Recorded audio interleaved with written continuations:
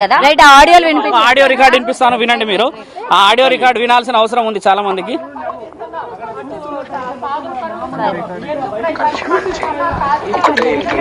Mobile పెట్టనియండి, మీరు ఎక్కడ పెట్టాలి, నేను ఎక్కడ పెట్టాలి? ఇవ్వండి. నేను నిన్ను చాలా మిస్ అవుతున్నా రాధి, చాలా మిస్ అవుతున్నా, చాలా గుర్తుకొస్తున్నావు. బట్ ఏం చేస్తాం, కానీ నేను వచ్చుడితోనే అయితే నీకైతే తాళి కడతాను రాధి.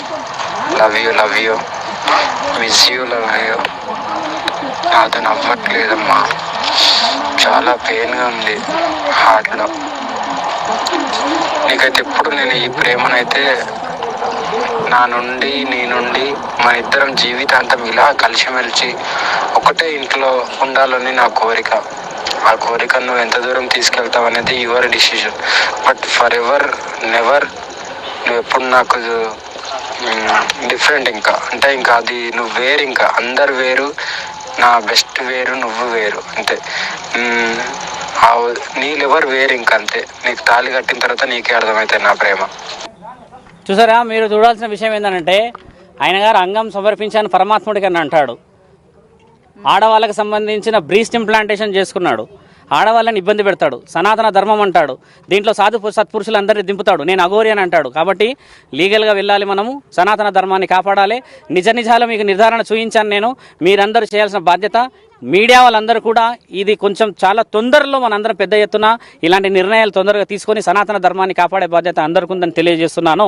ఇప్పుడు నేను హైకోర్టుకి వెళ్తున్నాము, హైకోర్టులో ఆయన గారి మీద కేసు ఫైల్ చేస్తున్నాము. ఆజాద్ గారు కూడా నాతో వస్తున్నారు, వాళ్ళు సిద్ధంగా ఉన్నారు ఆఫీస్లో.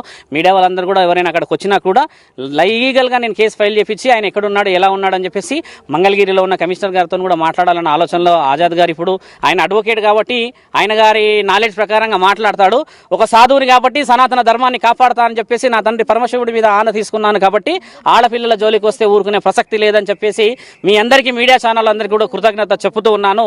మీరందరూ ఇలాంటి విషయాలని ఎట్టి పరిస్థితుల్లో ఎంకరేజ్ చేయకూడదు, ధర్మాన్ని కాపాడాలి, మనందరం కూడా ఒకటి కావాలి. ఆ అమ్మాయిని, వర్షిణిని కూడా కాపాడాలి, వాళ్ళ తల్లిదండ్రులను కాపాడాల్సిన బాధ్యత ఉందని కోరుతున్నాం.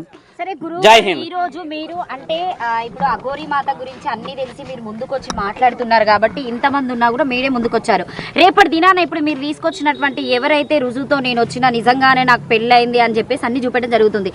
ఒకవేళ తను భయపడి ఏమన్నా బెదిరింపు కాల్స్ వచ్చేసి తను మధ్యలో వెళ్ళిపోతే మీరేం చేస్తారు? అలా ఉండదు, మధ్యలో వెళ్ళిపోవడానికి ఏముండదు. ఇప్పుడు ప్రూఫ్స్ తో వచ్చింది ఆ అమ్మాయిని కాపాడడం ధర్మం. నేను చెప్పింది కూడా అదే. 100 మంది దోషులకు శిక్ష, ఒక నిర్దోషికి శిక్ష మన దగ్గర రాసింది. కాబట్టి మీరందరూ అమ్మాయిని కాపాడాల్సిన అవసరం ఉంది.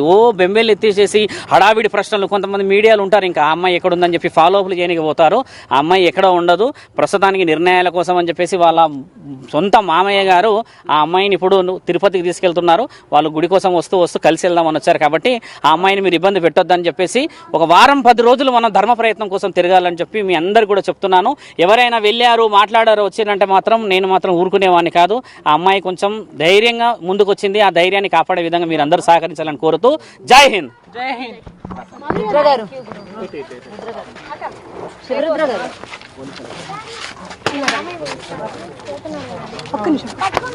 అరే వైర్